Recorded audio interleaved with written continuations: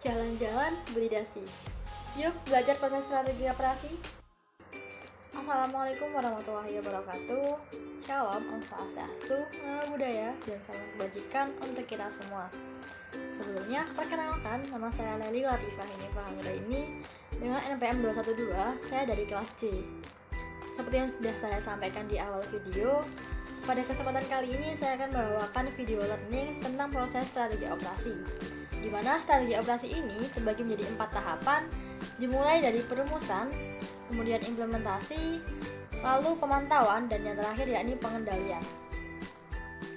Kita mulai dari proses yang pertama, yakni perumusan.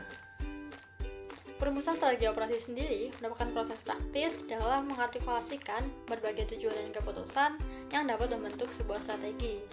Nah, perumusan strategi operasi juga berkaitan dengan bagaimana menyelaraskan kebutuhan pasar dengan sumber daya operasi dalam jangka panjang. Karena merupakan proses awal, maka dalam perumusan kita melibatkan keselarasan antara rencana, aktivitas, dan tujuan operasional.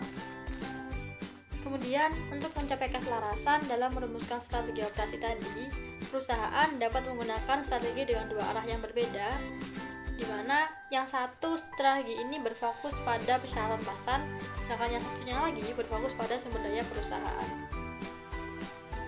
Apabila perusahaan ingin berfokus menerapkan strategi persyaratan pasar, maka perusahaan akan memulai dengan menganalisis persyaratan pasarnya dulu, lalu mencocokkan dengan sumber daya operasi perusahaan. Seperti yang terlihat pada gambar, 3 tahapan ini merupakan tahapan awal yang harus dilakukan perusahaan, yakni meliputi mengidentifikasi market segmentation, market positioning, dan aktivitas perusahaan kompetitor saat ini. Setelah 3 tahapan tersebut telah dilakukan, maka kita berlanjut ke Operation Performance Objective, yakni kita menentukan apa aja sih tujuan atau kriteria dari kinerja operasi perusahaan. Setelah tahu kriterianya, kita buat sebuah keputusan strategi operasi, dan yang terakhir yakni mengembangkan kapabilitas operasi untuk meningkatkan kemampuan inti yang dibutuhkan oleh pasar. Kemudian, ini apabila perusahaan memilih untuk berfokus pada sumber daya yang dimilikinya. Perusahaan akan menganalisis sumber dayanya dulu, baru mencari peluang pasar yang sesuai dengan apa yang dimilikinya tadi. Hampir sama dengan slide sebelumnya, pada strategi ini, lihat pada gambar, 3 tahapan ini merupakan tahapan awal-awal yang harus dilakukan perusahaan, yakni mengidentifikasi resource atau sumber daya, biasanya terdiri dari tangible and intangible resource. Kemudian mengidentifikasi kemampuan operasi dan proses operasi yang sudah ada di perusahaan. Nah, pada 3 tahapan awal ini, kita lebih fokus pada sumber daya, proses, dan kemampuan inti. Setelah kita sudah identifikasi semuanya awal-awalnya, maka kita berlanjut ke operational performance. Di sini kita mengidentifikasi benefit kinerja yang didapatkan dari kapabilitas perusahaan tersebut. Kemudian kita buat keputusan strategi operasi yang sesuai dengan kemampuan sumber daya perusahaan. Lalu yang terakhir, kita tentukan potential market positioning yang menunjukkan posisi pasar yang berpotensi dan kompetitif. Setelah kita mengetahui cara mencapai keselarasan, sebenarnya yang paling susah adalah mempertahankan keselarasan itu dari waktu ke waktu.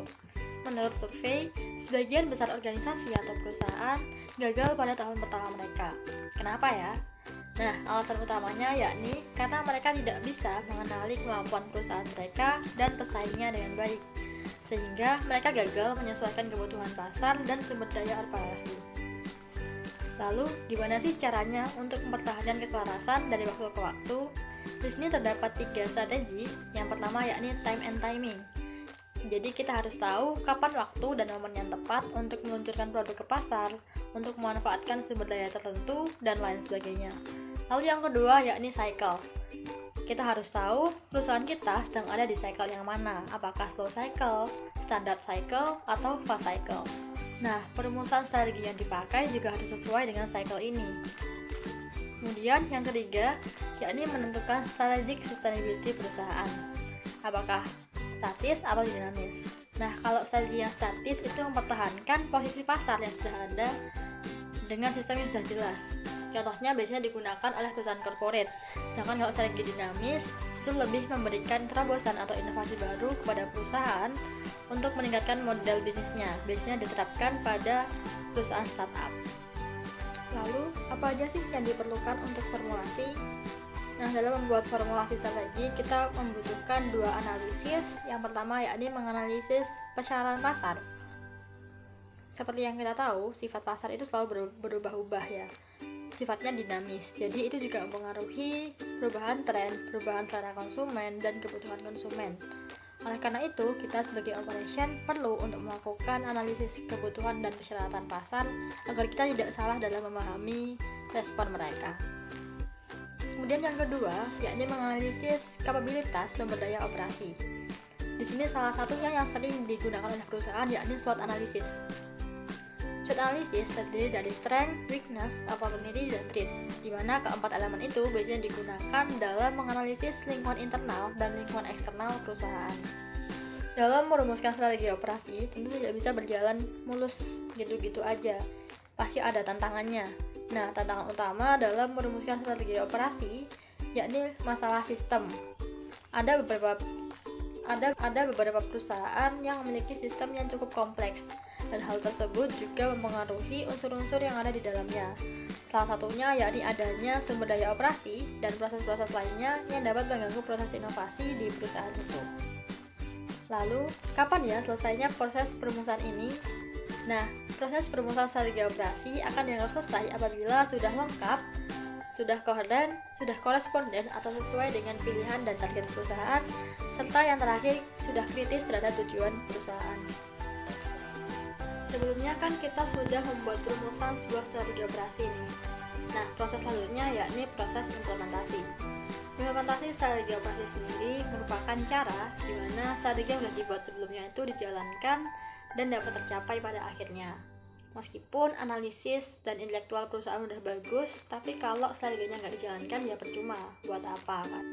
Dalam implementasi strategi operasi, semua pihak berkontribusi secara maksimal agar implementasi strateginya itu berjalan sesuai rencana. Tapi di sini peran manajer lini operasional dan manajer staff sangat penting dalam proses ini. Tapi apa sih bedanya? Nah, kalau manajer lini itu menjalankan peran reaktif seperti memastikan bahwa sumber daya sesuai target, mengatasi masalah yang tak terduga, dan sebagainya. Nah, kalau manajer staff itu menjalankan peran pemantauan, peran perencanaan, dan peran pembentukan strategis, di mana dalam penerapannya, manajer staff itu membutuhkan ruang organisasi yang lebih luas serta membutuhkan hubungan yang erat dengan divisi lain. Ketika implementasi strategi operasi sudah dijalankan, maka proses selanjutnya yakni melakukan pemantauan dan pengendalian. Pemantauan dan pengendalian yang strategis melibatkan pemantauan dan evaluasi kegiatan, rencana, dan kinerja dengan tujuan tindakan korektif di masa depan apabila diperlukan. Gimana ya cara mengukurnya? Pemantauan dan pengendalian itu melibatkan pelacakan kinerja, pemindaian lingkungan, serta menafsirkan informasi yang dideteksi dan ditanggapi dengan tepat.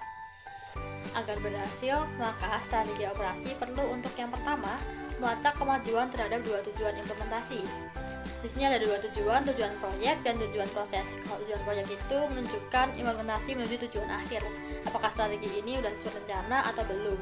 Nah, kalau tujuan proses itu menunjukkan konsekuensi atau hasil dari implementasi. Kemudian tahapan yang kedua, yakni membandingkan kemajuan perusahaan dengan beberapa target atau ukuran. Kemudian yang ketiga, yakni menentukan gagasan dari risiko yang akan dihadapi. Gimana ya caranya pemantauan dan pengendalian dapat mengontrol risiko? Melalui proses pemantauan dan pengendalian ini, manajer operasi dapat memperkirakan risiko yang dapat membuat implementasi strategi tidak sesuai dengan rencana awal atau keluar jalur. Kemudian, kita dapat mengontrol risiko melalui strategi pencegahan, mitigasi, dan pemulihan. Nah, kalau pada strategi pencegahan, operasi itu berusaha mencegah atau mengurangi kemungkinan risiko tersebut terjadi. Kalau mitigasi, di sini operasi berusaha mengisolasi peristiwa atau risiko dari konsekuensi negatif. Nah, sedangkan dalam strategi pemulihan, operasi menganalisis dan menerima konsekuensi yang terjadi, tapi juga terus berusaha untuk meminimalisir dan melakukan kompensasi dari risiko itu.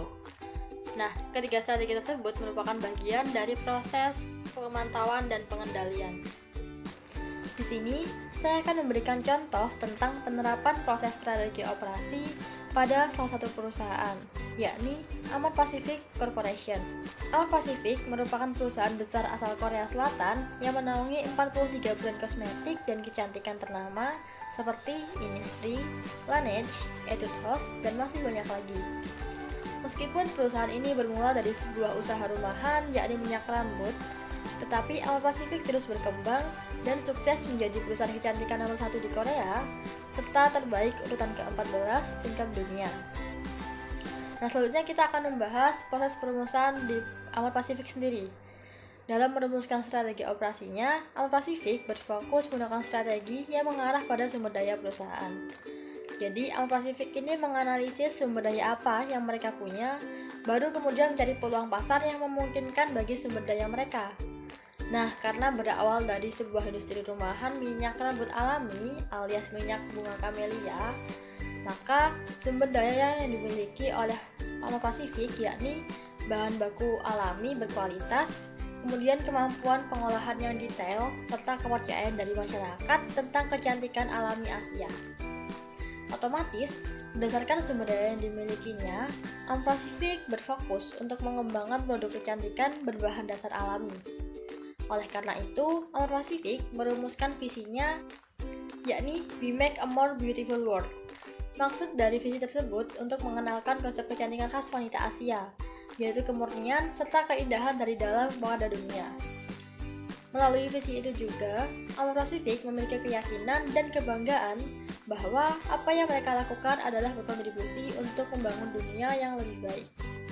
Lalu, perumusan posisi pasar yang mereka tetapkan yang berpotensi dalam hal ini yakni wanita Asia dan sekitarnya, di mana mereka menginginkan memiliki kecantikan alami yang abadi. Berdasarkan visi dan strategi yang telah dibuat, implementasi yang telah diwujudkan oleh Amar Pacific yakni komitmen mereka dalam menggunakan bahan baku alami sebagai komposisi utama semua produknya. Nah, contohnya adalah Innisfree dengan beberapa produknya yang terbuat dari 100% teh hijau.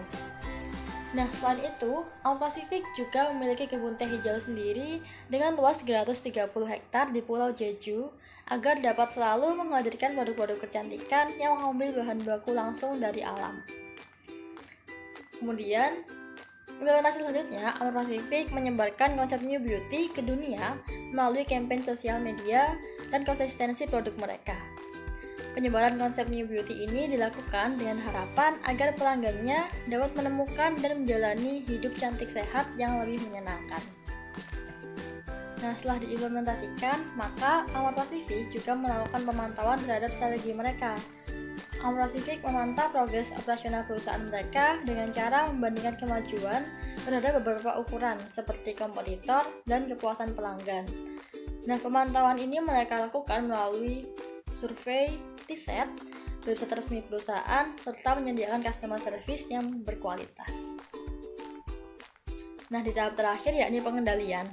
Salah satu pengendalian yang dilakukan oleh Amar Pacific yakni mendirikan pusat penelitian di Singapura demi mendukung kesuksesan dan kelancaran Muslim Project mereka.